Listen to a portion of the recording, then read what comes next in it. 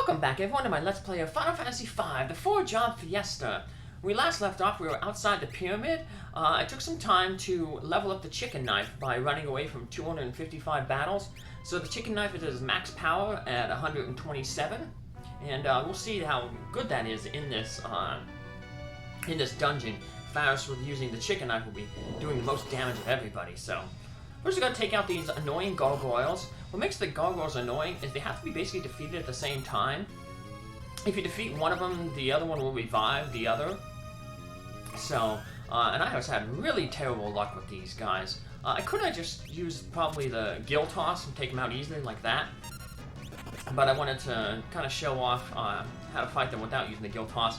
And I kept getting, when I needed it to not flee, the chicken knife kept kicking in the flee ability, so there was a few times where like I tried to get them down to really close where like one more hit would defeat them, and waited for that chicken knife hit to come in, and boom, it ran away, and then the other one revived the other. So my thing was basically hit the one in the back with Faris twice. That would take you around to about 500 hit points left. Have Carrie hit the one in the front for about 3 times for about 4,500 damage, and then they'd basically be both under a little bit 500, and then I'd be able to finish them off. Now, that one transferred its thing over to the other one, and I was hoping to get a chicken knife attack here in, but the run thing kicked in, so I'd be able to finish them off right there, but unfortunately,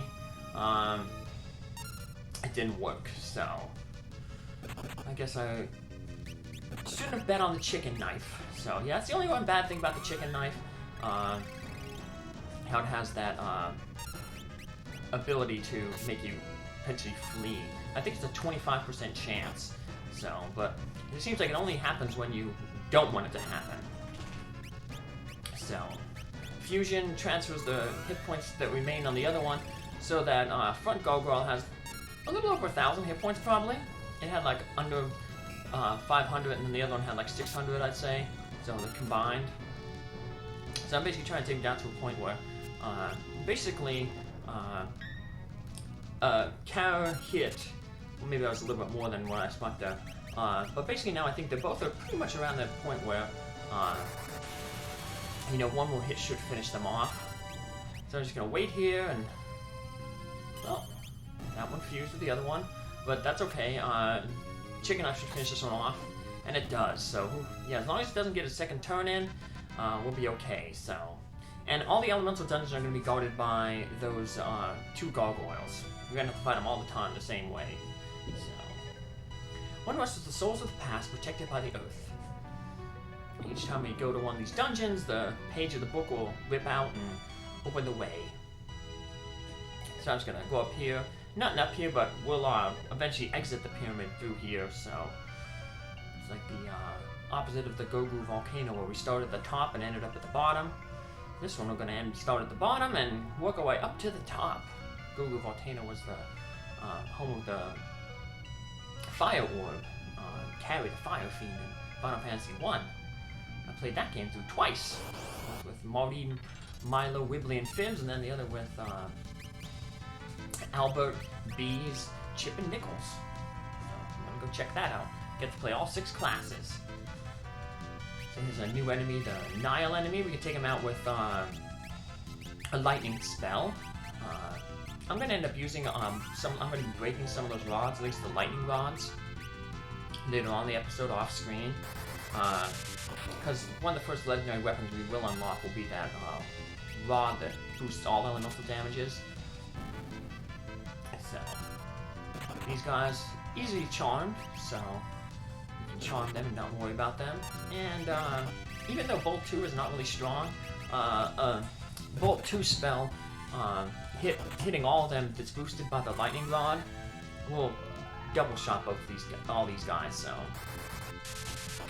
not a bad encounter. So yeah, Sing is very, very good in this pyramid, so especially the Requiem song, because we're going to be running into a lot of undead. I mean, think about it, the pyramids had mummies in them, and it's going to be, and we're going to fight in here. So we have these little puzzles. We have to hit the buttons and move the spikes around to create a clear path. We do, And then we're gonna have another sand puzzle over here. And they teach you about the sand puzzle, basically, right here by, they force you down into the sand, and then you come up the other side and get to press the button. But other times you have to find a button on the floor and hit it before you can progress forward. So, the bland Lamias easily fall to Kara's ice sword. So yeah, basically there's going to be a bunch of these things later on. And you step in the sand and it pushes you into a certain area. And a lot of treasures are guarded by monsters. These cursed ones, then there's like this zombie dragon type monster. Cursed ones are really annoying. So I just try to take care of them with a gill toss. Give them real quick. They're not really worth fighting, so. And we get an ice shield. Another annoying part about this temple is that sometimes in the there's like parts of the floor, if you step on them, it releases snakes from the wall. So you can see that little thing up there. It looks like a little hatch in the wall. You step on a certain plate, and usually it's a plate that you can't avoid, so you're stuck. Yeah. But snakes aren't that bad. They appear in groups of one, but there might be like 3 or 4 battles right in a row because they'll jump out in like groups of, 2, 3, 4 out of the hole. So a lot of times I'll just take all of them out off screen at one time. So. Alright, we're on the other side of that pit now.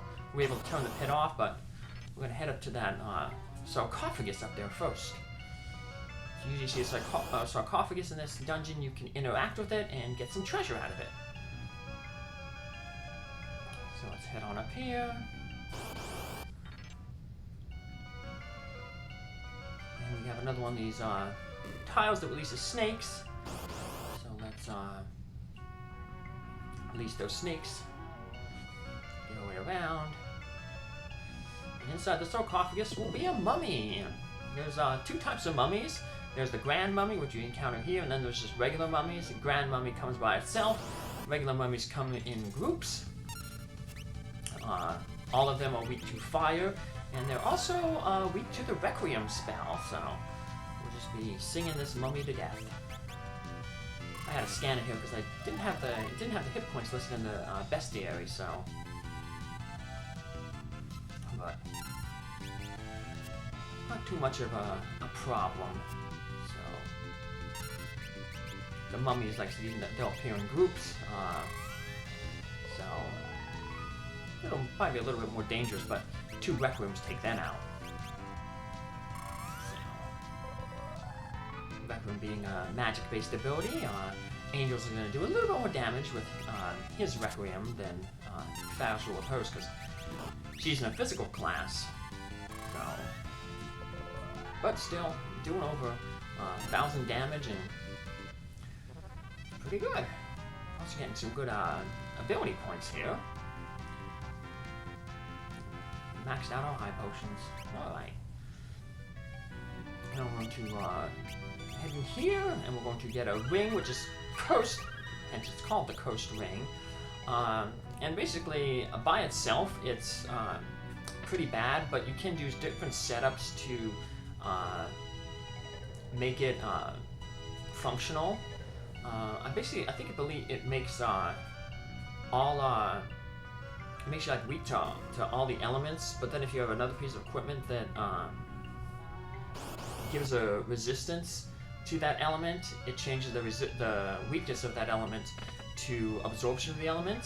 So I'll have to look it up, but there's some guys. I rarely use it. So the best piece of cursed equipment is the bone mail.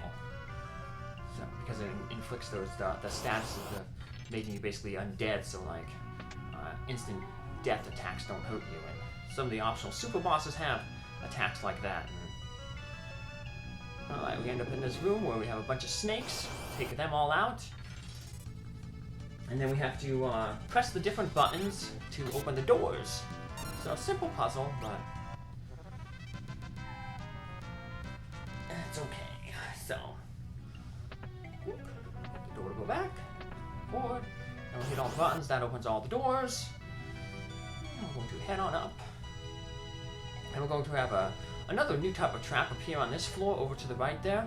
We see at the bottom of those staircases there looks like spikes, or like holes for spikes to come out. Well, that's what happens, but the trap you can't really disarm.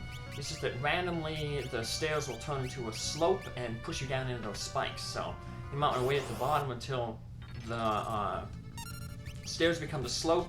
Then once they stop being a slope, then head up the stairs. Then, if you have a thief and have the run ability, it doesn't matter. You can just run real quick and probably not have to wait between the. You can probably just get it there real quick. So here's the other type of enemy that can sometimes be in the monster in a box, undead Archaeosaur. You can actually hurt this guy with Requiem Song, which you will do.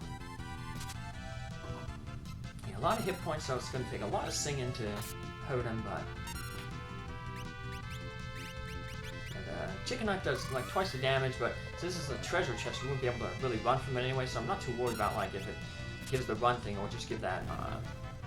If the Chicken Knife forces you to run in a battle that you can't run from, it'll just say like can't run, so it won't let you like run from bosses and stuff like that. So white suit, we don't have white mages though, so not gonna bother with it. We'll get black suits then too for like black mages, but I don't think the red wizards can use either of them. Other cameras ain't gonna have use out of them, so finish off the coast enemies, and then we'll dark matter. It's one of the more powerful things for mixing. So you can see it turn into a slope there for a little bit, and like I said, it'll force you automatically down into the spikes. So here's a room that has a whole bunch of these like mechanical enemies and some snake enemies in it. So I'm just going to fight one here, and then the rest I will take, I'll defeat off-screen. So, these guys are weak to lightning, so I'll break a few rods on them. They have some annoying spells. One of them is Surge Beam, which hits everybody and takes off half their max health and puts them in the sap status. So you can't take more than two Surge Beams in a row. It's gonna knock you out. So if you get hit with a Surge Beam, instantly heal yourself with a spread out Cure 2. Maybe you have to do it over two things for the sap, because you never want to have less than half of your max HP in a fight with these guys. The rest of that Surge Beam will take you out. So I was gonna off-screen finishing off the rest of them. I took out a bunch of snakes that came out of that little thing. There's another bunch of snakes that'll come out later on, but we have to hit a button for that to happen. So we'll kept those in, so because I want to show you myself hitting that button and what it does. So now we got another sarcophagus here, and this time we have mummies inside. 3 instead of 1 grand mummy, but they're a little bit weaker, so 2 of our Requiem songs will finish them off. So not much of a problem. We're going to get another coast item here. The Thornlet. It's a helmet that prevents confusion because it gets its crown of thorns. It's always hurting you, so you can't get confused. But it inflicts the sap status on you, so it makes you always be losing hit points in battle, and it also lowers your magic. But the good thing is you can use it as kind of a glitch. I used it in my Berserker run last year. The Berserker, one of the things they can get is an Earth Hammer, and it can randomly cast the Quake spell.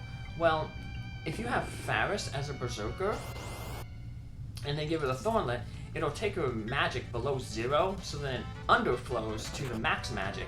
So when she uses the Earth Hammer, sometimes the 25% chance that it'll cast the Earthquake spell, and if it does, the Earthquake spell will do massive damage, because rather than doing 0 damage because she has no magic, it underflows and does almost like max damage. So that's a little glitch you can use with the Thornlet. So otherwise, won't be getting too much use out of it. So some more mummies there. And there's a treasure chest over there to the left that we want to get. We have to hit this button though, And then I'll make some snakes jump out of that hatch that I just walked past there. That's why I didn't want to take out these snakes, because I wanted to show, like, you had to hit the button, and hitting that button clears out all these spikes. So, yeah, find another one of these, Ogiosaurs. I'll keep all the monsters in the box encounters in. So, there are quite a few of them. So, yeah, a lot of monster guarded chests in this thing, so be careful, make sure you're kind of healing yourself up before you open up your treasure chest. So, always better safe. There's going to be a save point right up to the north there, so I didn't really worry about using any ethers now to heal up Angel's magic. But you know, if you need to use things to heal yourself up, ethers, don't be afraid to use them. Or you can just use your high potions to heal up if you don't have a magic class. Because high potions are pretty much going to be available in most of the towns. So, yeah, it has a dumb zombie breath. Unfortunately, it knocks Kara out, turns into a zombie, but we have plenty of those revivify items to turn it back to normal. And you get a black suit, the counterpart to the white suit. It's just gonna go like Kara there. Luckily, there's no random encounters on this floor. I guess they were nicely figured, you know, hey, we have all these set encounters with the machines and the snakes and the mummies, so we don't have to worry about healing up, because through this room, we will end up at our save point. Halfway through the dungeon, we make our save, heal up in the cabin, so that we're ready to take on the remainder of this dungeon. Yeah, if you thought it was tough going in so far, well, we got plenty more dangers and traps and treasures to unlock in the next episode. Take care, see you then. Bye.